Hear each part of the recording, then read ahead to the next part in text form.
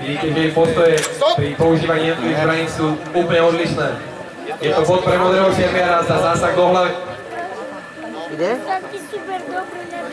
1-0 pre modrého.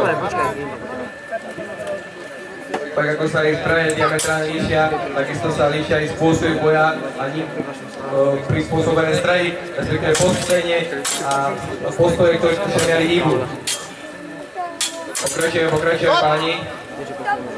Zase do ramenov dostal modrý šermiar bod od všetkých rozhodcov. Je stav 2 pre modrého. Pekne, Miško. Predsek na ruky v podaní žltého šermiara, ktorý takmer stiahol rukavicu modrému šermiarovi. Čiže opäť zásah do ruky, ktorý mu znemožnil pokračovať v boji. Stave 1 pre modrého.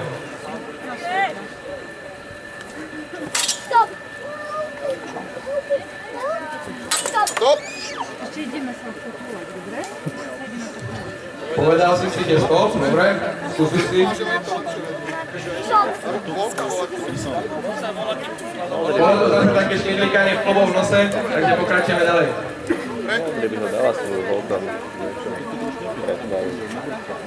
Takže páni, stále 2-1 pre modrého. Modrý má taký mečku, alebo mečsek.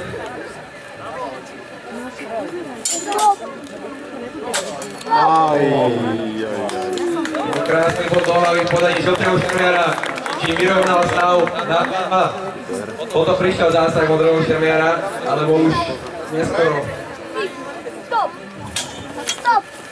Pekne! Sek do hlavy a